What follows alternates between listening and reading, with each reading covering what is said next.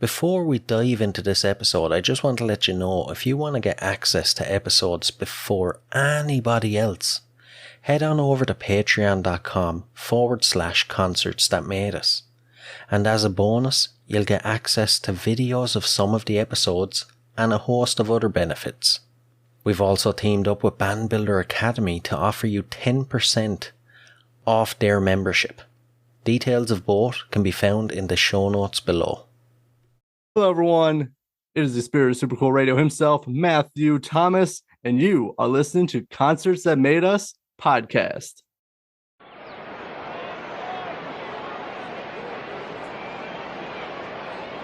Is everybody in? Is everybody in? The show is about to begin.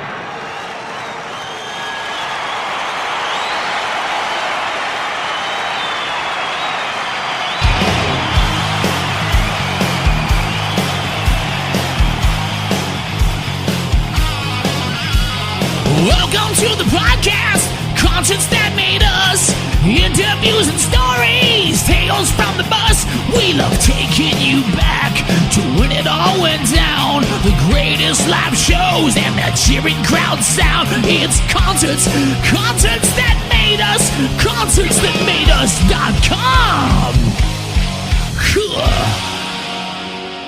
Mathew Thomas, you're very welcome to Concerts That Made Us. Hello. Thank you so much for having me on your show. It is a very high honor, and I'm so glad to chat with you again. It's been a long time coming now. I'm glad we're finally getting around to it. Oh, I am too. Again, it's so nice to chat with you. Actually, I know we do a lot through texting, but it's nice to actually have that kind of, more, actually hear each other, kind of engage with each other and stuff. So I'm very much looking forward to it. And I know you were obviously on my podcast, Super Cool Radio, about early, mid-January. So it's nice to flip the script a little bit and have you interview me. So it's nice to have you, and I'm very much looking forward to chatting with you. I couldn't have said it better myself. Geez, but was that mid-January? It feels like it was literally about 2 weeks ago. I know. I can't believe, at the time of this recording, it's already the beginning of March. Yeah. And February flew by for me, and I feel like March is going to do the same. I don't know. How about for you with January and February? Yeah, I was literally just saying it to a coworker yesterday that like the year is starting to slip away already. It's one of the fastest years I've seen. I think it's actually very refreshing. I don't know about for you, but 2021 through 2022 really dragged for me. Like, I was busy, I was doing stuff. I feel like they were pretty good years, but this year just feels a little bit different. It feels a little bit faster, and the vibe feels just a little bit more brighter and more optimistic. Well, yeah, actually, that's the other thing. It is a lot brighter and optimistic, all right, but it is absolutely flying by. Like, I can't believe that, St. Patrick's Day is, 2 weeks, 3 weeks time already, and it feels like yesterday I was saying, oh, Christmas was last week. You know what I mean? Dude, I definitely know what you mean. And yeah, like, I'm still like, recalling stuff. Like, I was talking to my parents about, I forgot something. Like, they fixed the light in my neighborhood. And I was like, yeah, it was around Christmas time. And my mom's like, yeah, that was 2 months ago. I'm like, oh, you're right. And it's out again. Yeah. Oh man.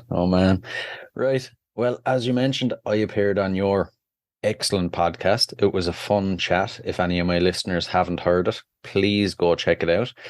And for anyone, I'm sure there's not many of my listeners now that haven't heard your show, but for any of them that haven't, tell us about it. What is Super Cool Radio? I was anticipating you're going to ask me this, so I did have a little bit something prepared, but Super Cool Radio is a very cool, may I say, super cool podcast that delivers you a lot of great interviews and just great music that you probably haven't heard of, but I recommend that you check out. I do a lot of independent bands that I interview, and sometimes occasionally, not so much this year as I'm planning, but I will be spinning some music again. And I just started a kind of new kind of solo podcast for Super Cool Radio where I talk about news, history. It's a lot of cool topics, and it's about 20 minutes. That's every Wednesday at 6 p.m. Eastern time. So that's kind of been the main focus, but also just having great conversations with awesome musicians. That's what Super Cool Radio is all about. Yeah, yeah. And one thing that comes across straight off the bat is your passion.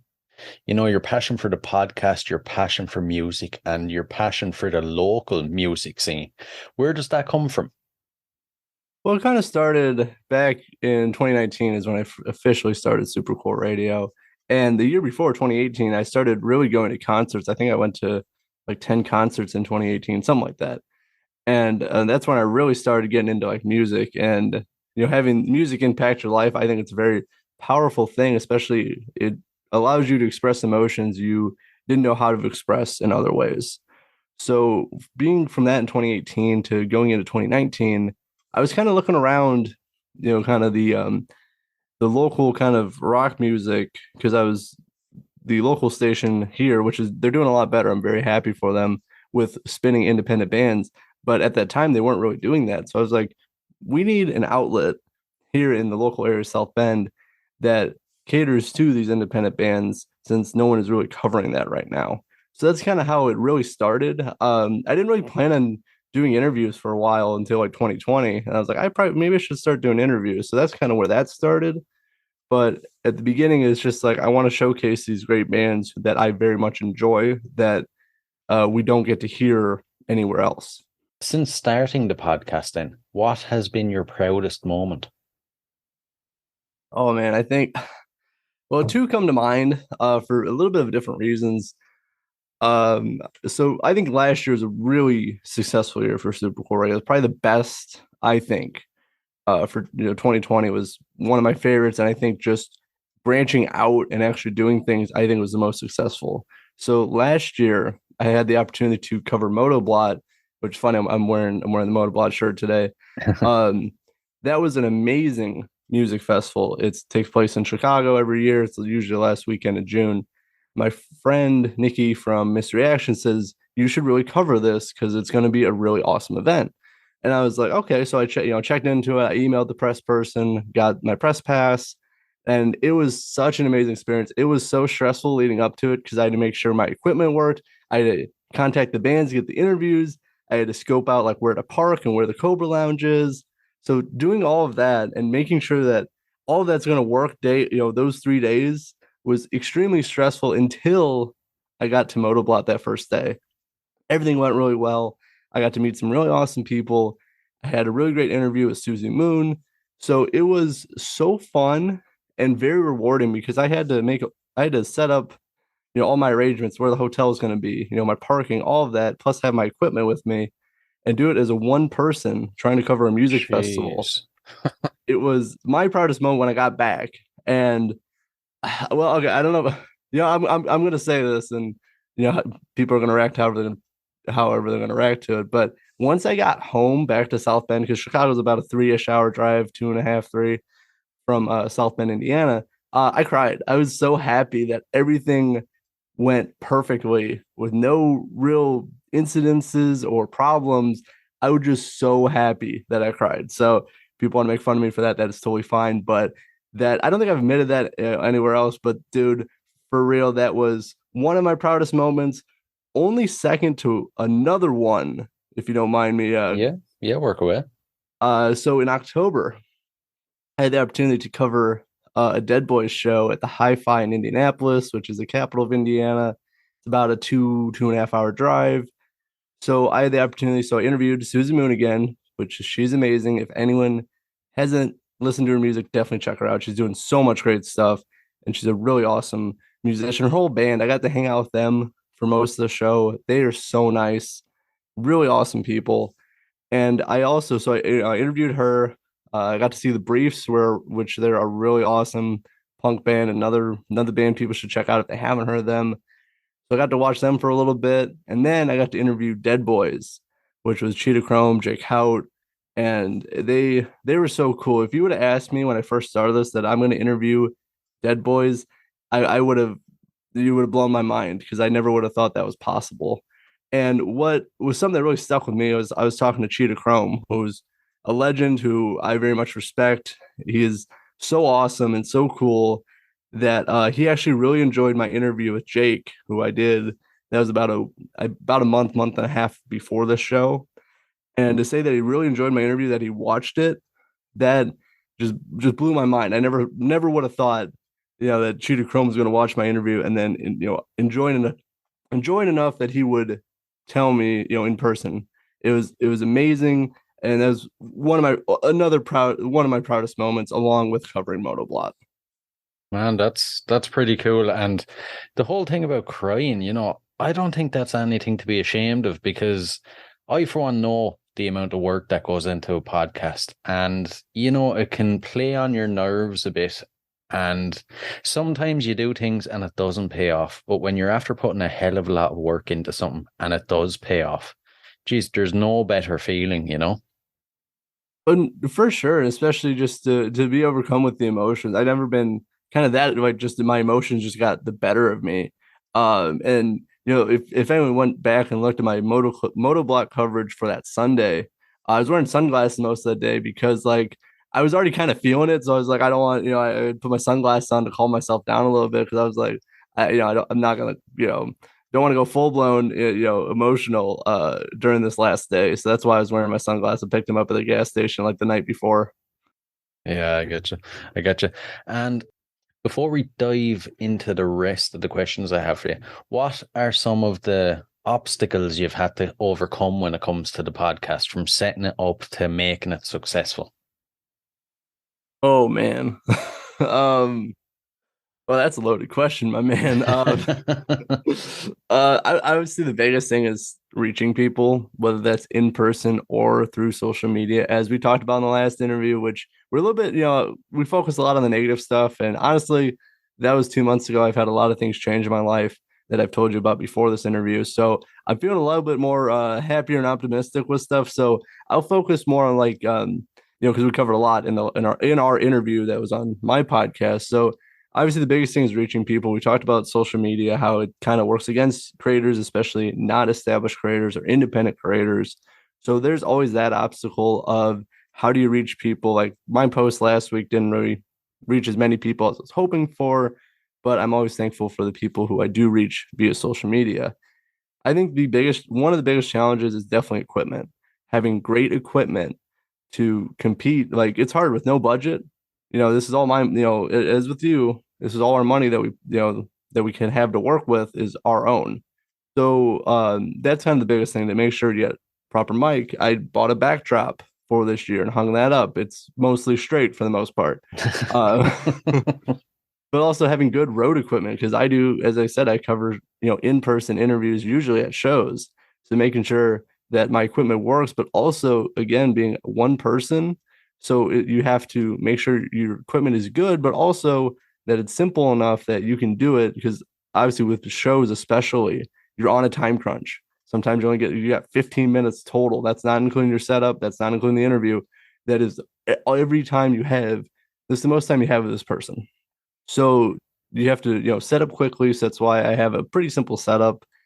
Sometimes it's not the most ideal, especially just with 2 mics, but because if you're interviewing multiple people, it's hard to, pass around the mic around sometimes. But it's the simplest setup without having a laptop, because then it's just, it's a safety and security problem, because someone could just walk in and try to take your stuff too. So I try to keep all my stuff, simple enough, and usually right next to me. So if someone tries to mess with me, I'm obviously going to see it.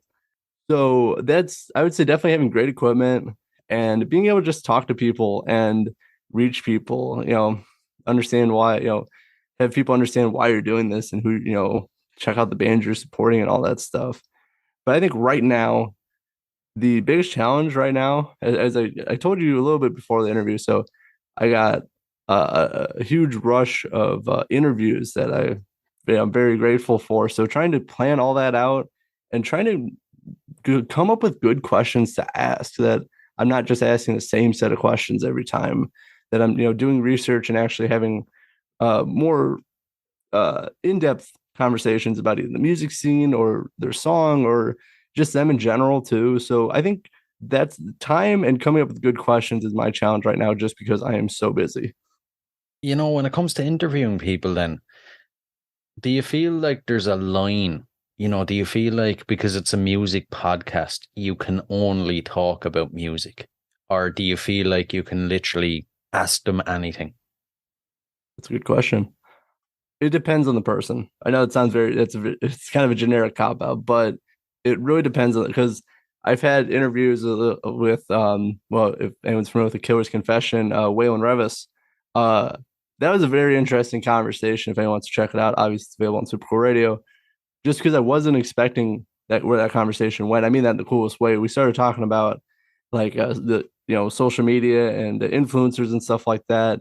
So that was we kind of went off not really talking too much about a killer's confession. Instead, we were talking about social media and the impact it has on people. So I think it depends. I don't generally try to ask questions like that, and he kind of just started going in that direction. So I kind of just rolled with it because that's obviously what he wanted to talk about. But for the most part, unless I know a guest like specifically asked to talk about a certain thing or they're very vocal about something, I usually try to keep it more music based unless I know there's, another topic they might want to discuss. Yeah, yeah.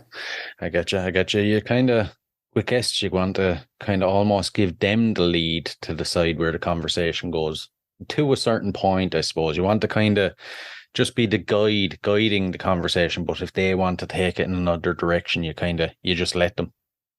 Exactly. And as long as it's appropriate direction, obviously if they're talking about something very outrageous or, that could be conceived the wrong way, then I don't try to follow that direction.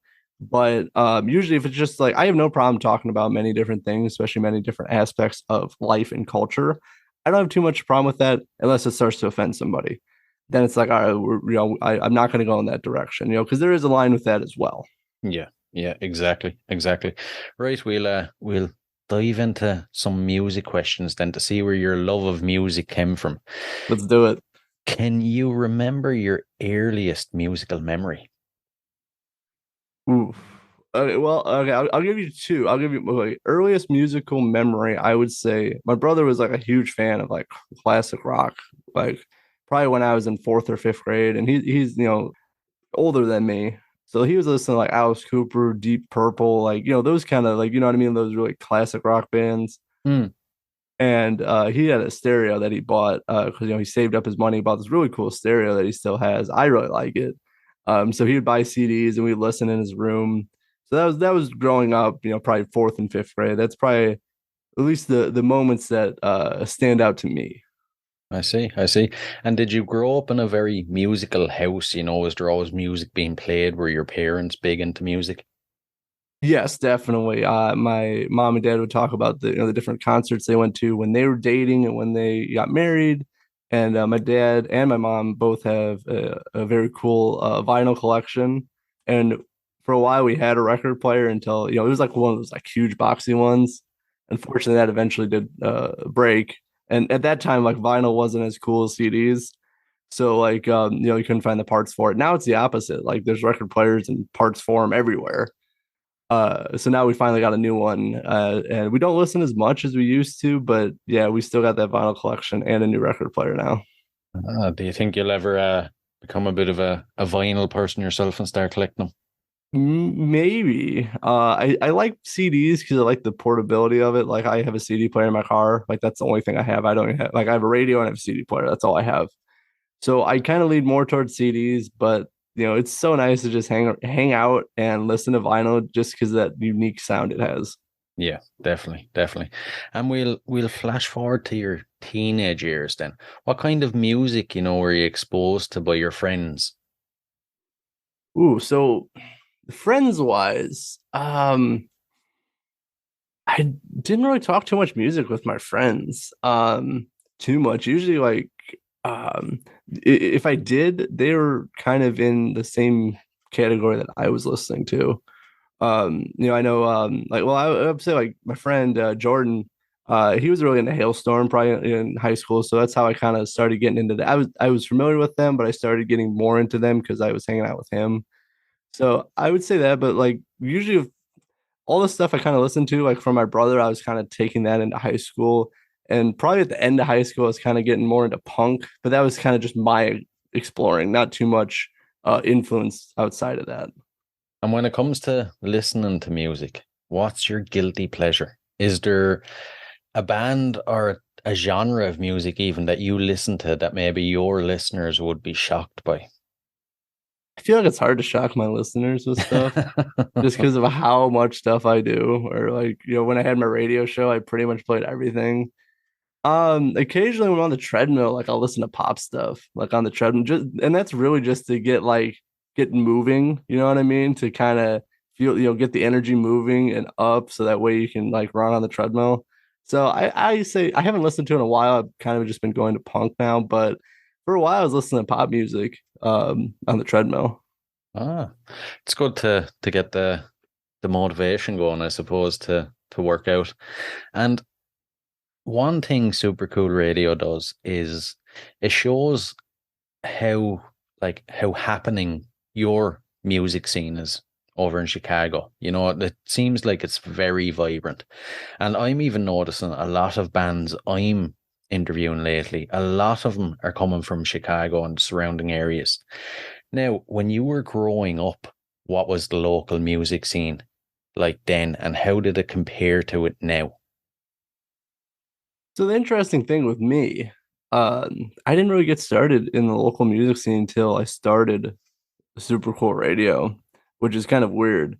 But I would say it's come back stronger. Obviously, the pandemic, it really killed off. But before that, so for a while, it was pretty happening. Like from what I've heard, I haven't directly experienced a lot before the pandemic. But from what I've heard from people who I've talked to, and I know you've talked to and interviewed a few of them as well from my area, the biggest thing is like a very metal city here in South Bend.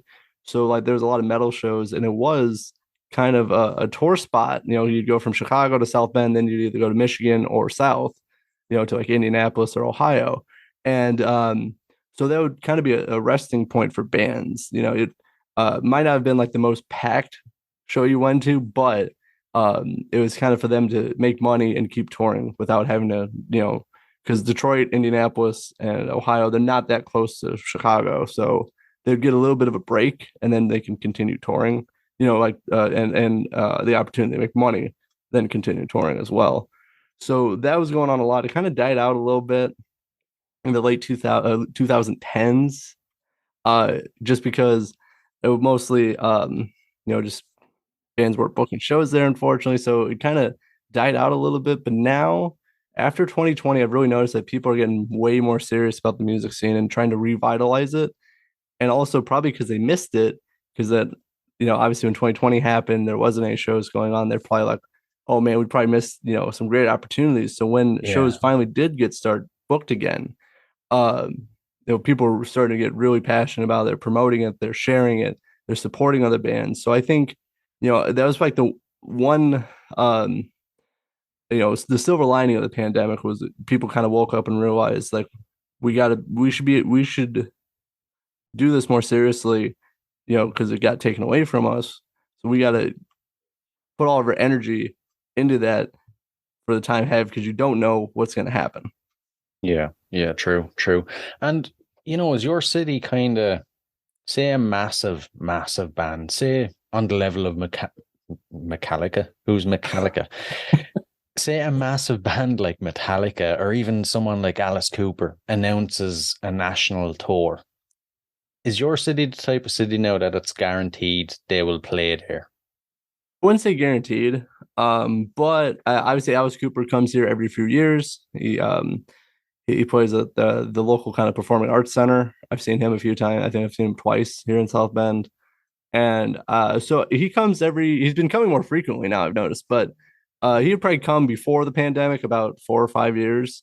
And now he's been coming about every 3-ish years. So I wouldn't say it's a guaranteed tour stop on like national touring bands like Metallica or Alice Cooper. Metallica's just playing football stadiums this tour. So, but Alice Cooper, like that kind of level, like I would say it's gonna be a good chance, or like for that old school kind of, like I know even in our surrounding area, not just South Bend, but like New Buffalo, Michigan, they get a lot of like they have a casino there, so they get like kind of those casino touring bands, which would like Buddy Guy played there. I saw Scott Stapp there. I think Lita Ford performed there. Vanilla Ice was there. So there's that kind of aspect to it. It's only about a 45-minute drive from South Bend. So I think there's the nice part is you can go to Chicago, you can go to Michigan, you can go to Indianapolis, and it's all about a less than 2 hour drive. So you have many options that if you feel like driving a little bit, you can find a show.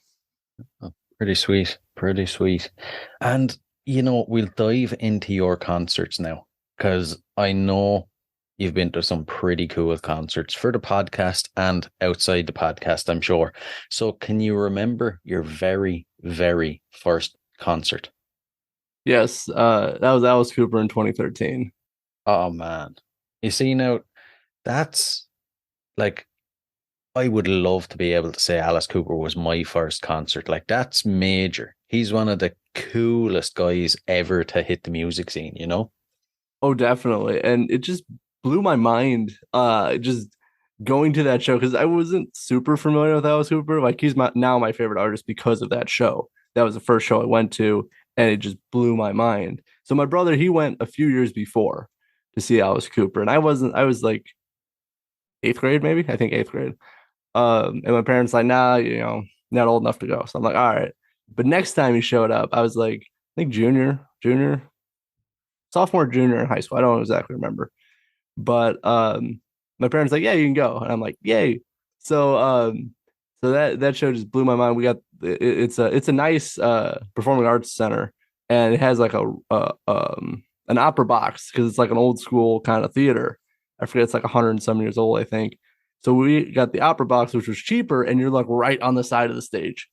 So like you were like so close to the stage, and it just blew my mind. I got to see she's an incredible guitarist named Oriente. She's from Australia. She was incredible. That was, I think, the only tour that she was on for Alice Cooper. She might have been on the second one, another tour, but seeing her live was incredible. And obviously Alice Cooper with all the stuff he does, he throws beads, he throws money, he gets his head chopped off, just experiencing that as your first concert, it has a lasting impression on my life, just so much. I almost feel like he's like a dying breed of musician, because he's that kind of performer. He brings a lot of musical theater into his stage show, with everything he does on stage. And it's hard to find musicians that do that nowadays, isn't it? It definitely is, especially for like that level of like the props he has and the story he tells with the music. He writes his music, like obviously you can listen to, Under My Wheels is a separate song, that's fine. But then like you listen to Under My Wheels and No More Mr. Nice Guy, like they just flow together. It's very nice. It's also two of my favorite songs by Alice Cooper. But he gets that crowd participation on the songs too, which is incredible to see. And just the way like the crowd reacts to like all the stuff going on, it is truly a show with Alice Cooper. And you're right, you don't get to see that a lot with the artist, but Alice Cooper, I mean, I would say one of the he's like the godfather, like that shock rock kind of style. You see that with a few other bands, but usually sometimes it doesn't last. Like it's usually when they're just like starting out. Like I know Marilyn Manson was kind of that way. The way he started with Alice, kind of like the Alice Cooper said, he's kind of like the modern day Alice Cooper back in the 90s, but it didn't really last. I think, obviously won't get into all of that, but you know what I mean? Yeah. With that is that that kind of stage show didn't last for him anyway.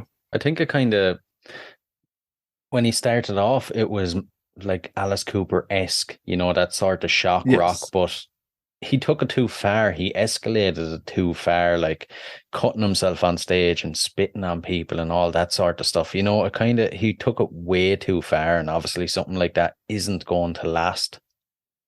Yeah, he made it weird. That's like the best easiest way to put it. Yeah. Yeah. And I know and it kind of, seeing him now, it kind of understand, especially with everything happening. It's like, okay, yeah, it makes a lot of sense now.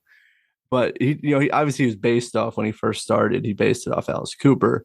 He took it into a direction that I don't think many people appreciated. It might have been the vision in his head, but it just didn't translate very well to people and stuff like that. So yeah, and plus all of his problems that he has that have come to light, it's like, yeah, that kind of makes a lot of sense. So not a great example. I mean, it's like the only one I could think of, that did it kind of similar to Alice Cooper on the mainstream, but obviously it just didn't last, as I said. Yeah. And we'll jump way forward then. What was your last concert? Let's see. Okay. I don't know if you're familiar, a really cool band out of Oregon. They're called Sleep Signals. They got a really great story behind them. I've interviewed them before, and I got to meet them finally last like about a weekend ago. And they were so cool. They delivered a really great show. I had the opportunity to interview them on their tour bus, and it was a really cool experience, and it was such a great show. All the bands delivered a really great show, and Sleep Signal just blew me away. Just they brought a lot of energy. The crowd was into it. That was a lot of fun. That was in Papa Pete's in Kalamazoo, Michigan. So that was a good time. That was a lot of fun. And just real quick about Sleep Signals, a big reason I support them is just how inspiring they are. They had a huge bus wreck back in 2021 when they're on tour with POD.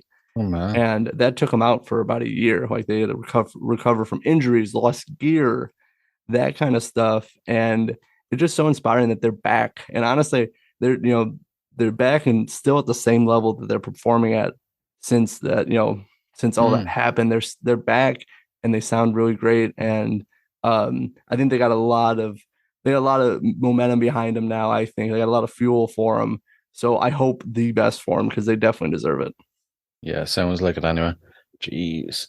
And what is a deciding factor for you when it comes to buying tickets? When a concert is announced, what's the deciding factor? Well, I got two. I go distance. Well, actually, it's three. Sorry. It's distance, day of the week, and how much money they are. Very practical. Very practical.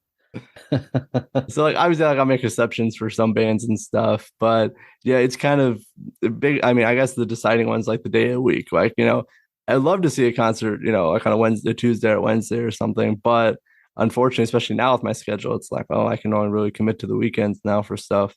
But yeah, that's kind of the main three I look at because there's some concerts I'd love to go see, but as you probably heard about the ticket prices for some shows, I know like Taylor Swift's like $2,000 a seat or something like that. Obviously, I don't have $2,000 lying around. I don't think you don't want to make any assumptions, but I don't know if you do as well. Not to see Taylor Swift anyway.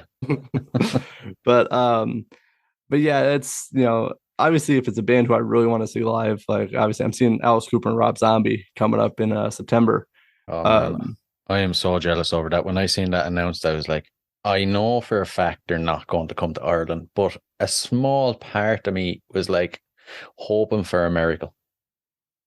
Well, I do hope that eventually you get like more like touring stuff. I know, like, so for you, obviously you're based in Ireland. They do a lot of like more music festivals, but do you get like individual tours? Like like do they go like UK, Ireland for like like either like an Alice Cooper or like a touring band like that? That's a very good question, and it's kind of at the forefront of a lot of people's minds at the moment because before the pandemic, we would have, we'd get a lot of bands and even solo performers that if they were touring Europe, they would throw an Irish date on. But ever since the pandemic, it seems like everyone is just like blacklisting Ireland. Like it's been spoke about on the national radio station as well. And, there's like Megadeth, Metallica, like any band you could name is coming over to Europe this summer. And 99% of them aren't coming to Ireland. Like they're going to England. They're playing a couple of dates in England. And the likes of Megadeth and I can't think of a few other ones, but there's a few of them that like there's gaps in their schedule. Say like they're playing in Manchester on a Tuesday and they're playing in, say, London on the Sunday. Like that leaves 4 or 5 days in between that they could have just hopped on the ferry, came over, played a show in Ireland, but they're not for some reason. So it's kind of gone very bad over here. Now, one thing I am surprised at is that Motley Crue and Def Leppard are coming to Ireland. I never in a million years would have thought they would have come to Ireland on their big tour. So that's kind of cool. But yeah, no, at the moment, it seems like a lot of a lot of big bands are kind of forgetting Ireland exists. Like if we want to see them, we have to hop on a plane to England or, mainland Europe as well, which kind of sucks because it obviously adds to the expense. But as well then about the expense, like it's getting very expensive to go to a gig in Ireland because any of the big ones are on in Dublin. And all the hotels in Dublin have this habit of, like, say you check a hotel room today and it's 200, 250. And tonight or tomorrow, there's a massive concert, like say Taylor Swift, like we mentioned, or even Metallica, might be more our style. Say that's announced tonight or tomorrow. That room price will go from 250 up to like 700-800 for that night. So it's the hotels as well kind of screwing people. There's a very good example, actually. Bruce Springsteen is coming to Ireland in the summer, right? The tickets, off the top of my head, I think tickets were close to $200 or something, €200. Now, a guy was on the radio station being interviewed saying he'd bought a ticket to go see him in Dublin and he went to book a room and it was like €700 for the room. Ooh. So he checked out where else Bruce Springsteen was playing. And he found that he was playing in Italy. He checked rooms, he checked prices. He was able to fly to Italy. Now that's about a 4-hour flight, I think. He was able to fly to Italy, get the ticket, get the hotel, see Bruce Springsteen, fly back home to Ireland, and it was €200 cheaper than if he had just drove up to Dublin, stayed the night, and seen Bruce Springsteen up there. Isn't that crazy? That's insane. That you could literally fly to another country to see a concert. And it's actually cheaper than seeing the concert in your own country. Yeah. Like, and distance-wise, I'd say it's probably like flying. No, I have no idea about distances in America, but it's probably like flying from New York to Los Angeles. You know what I mean? It's a good trek. Yeah, I'm not too good with figuring out. Like, obviously, I know the United States because I live here, but yeah, we'll go with that. I'm not. Someone can check us on that. I'm not sure. Someone could do the math on that. But the point is, so like doing all of that, and you still wind up saving money. That's it makes crazy. No sense. It really shows that there's a major problem here. You know what I mean? Oh, definitely. Like that shouldn't be the case. For stuff.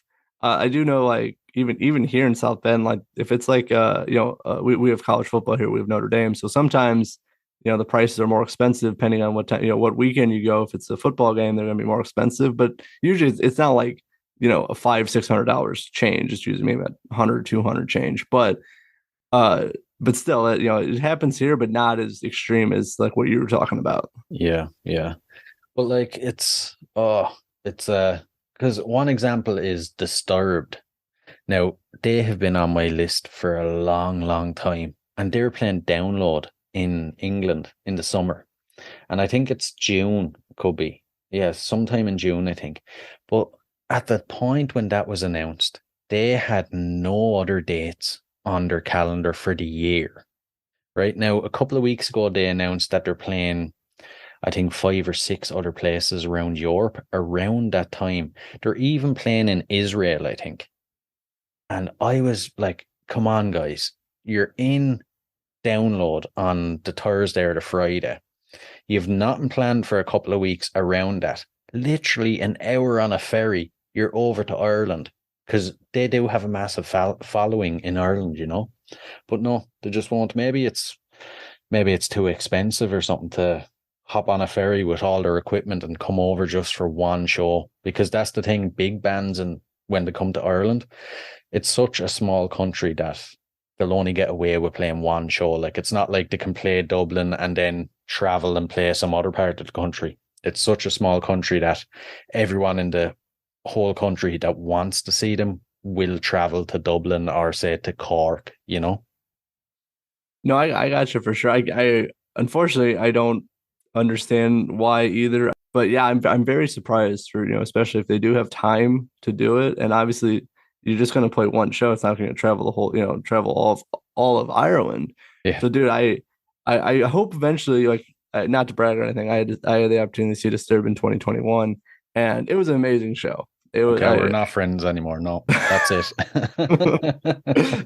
I told you ahead of time, but no, I definitely hope you do get to experience that, because that was my first time seeing them, was a few years ago, and it was like another band, like blew my mind in like a different way, just of how good they sound.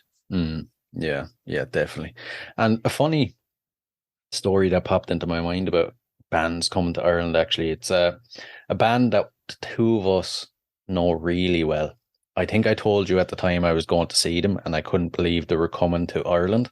They were supporting another band that were fairly big in the 80s. I think you can probably work out who it was.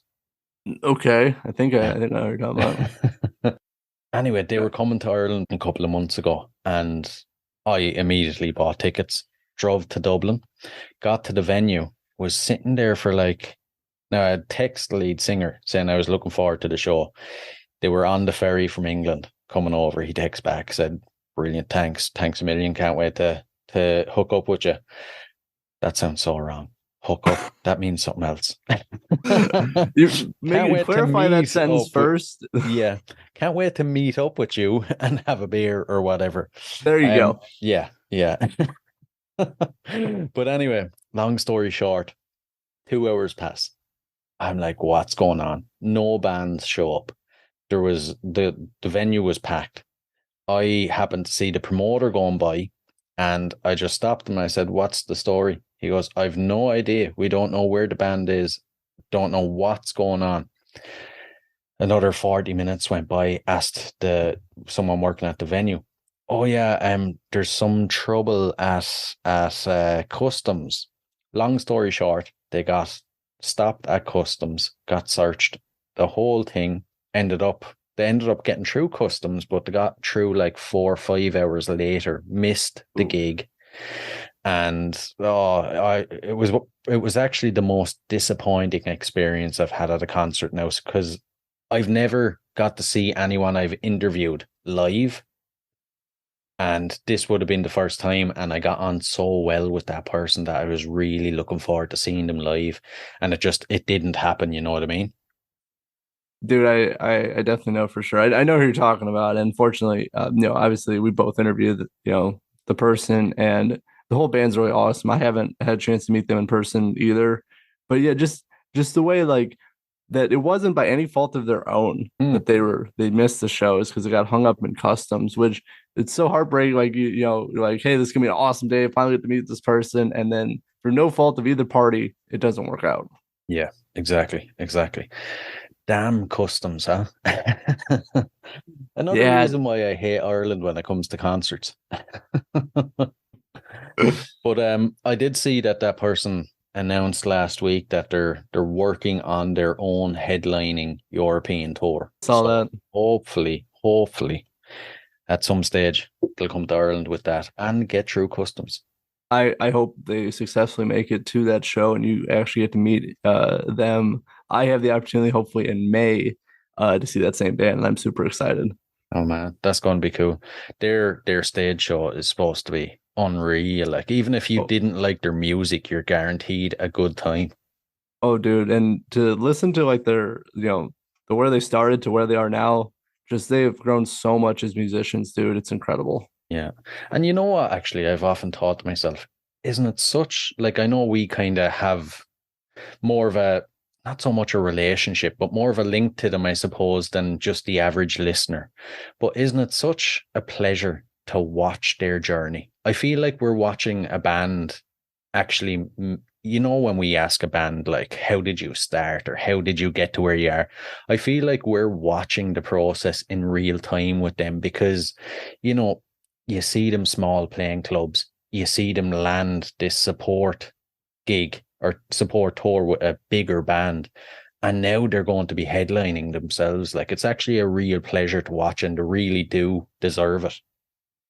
Oh, it's so cool to see the progress of some of the people who we interview, these bands that we very much enjoy, that people might not know about, but we very much enjoy listening to their music. So to finally like see them, I think, in my, to me personally, it's finally getting, some of the recognition that I think they deserve because of how hard they work. Yeah. And it's just so cool. Again, you start off like, oh, I saw them in a club that had 100 people, and now they're, on a support tour with somebody, and now they're trying to, plan a headlining tour. It's awesome. It's so cool to see. But also you got to think back to like, when they first started, when you first interviewed them a few years ago, and now you can, you have to like kind of do mentally kind of like, okay, that's where they are, and now this is where they're going. So Yeah. it's awesome. Yeah, it really is. It really is. And back to you then. Okay. What makes a good show for you? What has to happen for you to walk away at the end of the night saying that was one of the best shows I've ever seen? I definitely think it's got to be, if I can get the guests laughing, that I say something either witty or, whatever, if I can get the guests to like laugh and kind of make, that they don't feel very, uncomfortable or have their guard up. If we just have a fun conversation that we, doesn't have to be like, you probably experience this with a few interviews, like, you just like question, answer, and just try to segue to another question thing. If we can just have a conversation flow and we're having a good time, that's one of my that's where I can walk away and go, okay, that was fun. I did my job, and it wasn't a struggle. Yeah, definitely. And when it comes to concerts then, this is a good one. I like hearing the answer to this one. What's your favorite experience that had nothing to do with the band you went to see? That is a extremely great question. I'm trying to think, because like a lot of the concerts I go to, like obviously I'm interacting with the band either to get an interview or to talk with them about possibly setting up an interview. I would say one of my favorites, I would say recently, because I got that. It's probably recent bias. There's probably other memories that I'm not thinking of right now, but I've interviewed him before. He's a really great guy. He's a friend of mine. He is Ty from Smile Empty Soul. So we kind of live in the same vicinity. We're like 2 hours apart. So there's a venue called the Hard Rock Casino that's close by him. It's about an hour drive for me. So we didn't really plan it. I just saw that he was going to the event and I was going to the event. So I just shot a message like, hey, I saw you're planning to go, look forward to seeing you again. So we went, and it was such a fun night at the Hard Rock Casino because we got to hang out. We got to see Aaron Coburn, who's a really great guitarist, and Allie Venable, who's an incredible blues guitarist. We got to see them, and Allie performed a 2.5-hour set. She performed an extended set, and me and Ty were just up front having such a great time. At this like pretty much it looks like a sidebar like in the back of the casino itself. So just be able to hang out with him and have so much fun to be with somebody who enjoys the music as much as myself there, it was incredible. Geez, that's going to be very hard to top in the future. And without naming the band now, because it wouldn't be fair, what is the worst concert experience you've had, and how did you deal with it? Oof. Okay, let's see. I don't know if I've had like a completely worse experience at a concert. There's been some times like I guess I'll just give you like some highlights of some stuff that's happened. Again, I won't, for everyone's privacy, I'm not gonna name anything, but I've been to some shows where like either the venue or sometimes the venue or the band, it's hard to tell either one. Either their equipment just didn't mesh, so like you get like it just doesn't sound good. Either there's some issues with the band's equipment or the sound equipment at the venue, so it just doesn't make it sound very good. Yeah. So I've had that happen a few times when I went to shows, but usually that's like one band. It sucks when it's a headliner, but usually that's like a one band thing where it happens. So like I enjoyed the rest of the show, but like that band who I probably sometimes it's like the band I wanted to see, and just doesn't, the sound quality is just not there, or like they don't have it like tuned correctly, like either the band's louder than the vocals, so you can't really hear the vocals. I've had that happen a few times when I go into shows. You just kind of have to, there's nothing really you can do about it. It sucks if that happens. But I mean, I'm just a guy in the crowd. I can't, run the soundboard. Yeah, yeah. And we'll dive into the last couple of questions. So Sure. I'm looking forward to hearing your answers on these. Well, first, before we get to it, actually, what's your future plans for Super Cool Radio? Oof, boy. Okay. I'll keep this as condensed as I can. A lot of great interviews coming. I want to surprise my guest, surprise the audience with the guests I'm going to have. I want people to be surprised, like, hey, I'm interviewing this person. So that's kind of been the focus this season. I've obviously had some return guests this season as well, but expect some really cool guests. And even if it's guests you never heard of, they're probably gonna be really awesome. But I would definitely say expect that. I got my solo podcast every Wednesday. Also, I got to give a big shout out to a friend we both know, Joseph Carrasco, DJ JC on the Brutal Block. Of course. It's every Tuesday on Super Cool Radio. It's Tuesday at noon Eastern time. He delivers a great metal show. If you enjoy metal music, definitely check out Brutal Block. That's every Tuesday. So I'd say expect that for most of summer as well. I'm covering a few festivals as well. I can't name any yet because I have to get, all the proper paperwork and all that. So, but expect me to some festivals as well. And we'll have to see how the rest of the year goes. But I would say probably up until like August. That's like I would say expect a lot of that. Sounds like a pretty solid year. Right. We'll dive into the last couple. So if you could see any performer from history in concert for one night, who would it be? I've seen quite a few legends, but I would say one. See, my original answer is one that's going to happen soon, so I won't say that one. I'm seeing Iggy Pop next week or 2 weeks. I'm seeing Iggy Pop in like 2 weeks, in Chicago, and that's going to be amazing. So that would have been my original answer, but I will say one that I know unfortunately will not happen. That would be Motorhead. Oh, that's a very good one. I don't think I've actually had that answer before, would you believe? If I have, it was in one of the very early episodes, but it's not one that comes up, and it's surprising though. Because you think a lot of people would want to see Motorhead. Motorhead's like a well-known name that's underrated that people forget Yeah. because they are so awesome and just it's like that's like the attitude of metal. That's like they embody the metal attitude and they get shortchanged on a lot of different stuff. I don't think they're even in the Rock and Roll Hall of Fame. No, I don't But think so. for how influential they are to many musicians, not just metal musicians of all kind. Either the attitude of Lemmy or the just we're gonna kick your ass and rock your face off. It doesn't matter what music you're playing, as long as you have that attitude, I respect that. Yeah, definitely. And if you had to spend 24 hours locked in a room with any musician from history, who would it be? Ooh. Living or passed away? Either or, can be anyone. Okay, well, how about both? I'll give you both. Living, Alice Cooper, no doubt. I don't blame you. That dude he knows a lot about a lot of things, and maybe he can improve my golf game too because I'm not that great. And then from history, who's no longer here, I would say, I don't know, Jim Morrison comes to mind. The first one, I think it'll be a trip. I think it'll be a trip kind of list, just maybe not even just, just hearing what he has to say, not even just engaging too much, just hearing his trip. Because the way, like, even just reading his poetry it's such a trip. They obviously converted a lot of that into songs too. But I think he'd be a very interesting character to interview, or to at least, spend 24 hours with at least.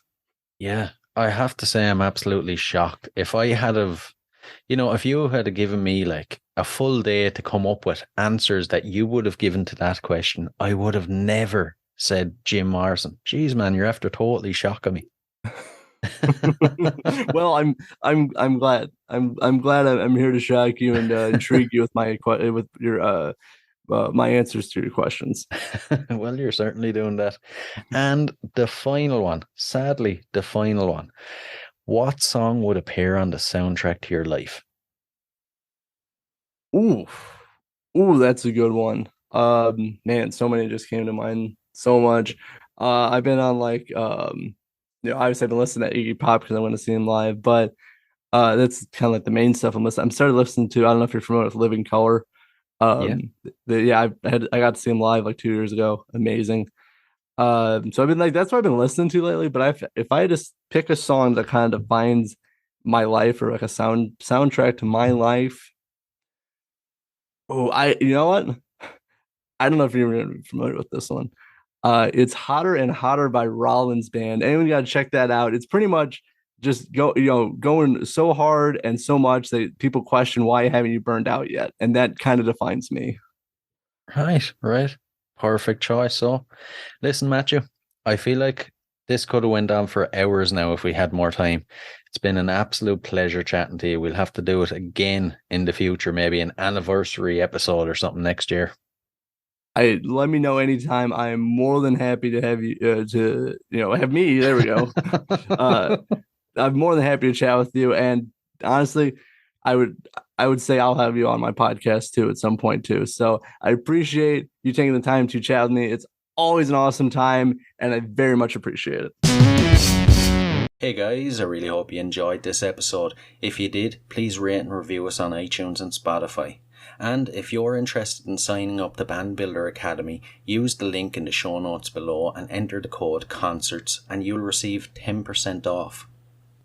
So, until next time, keep rocking.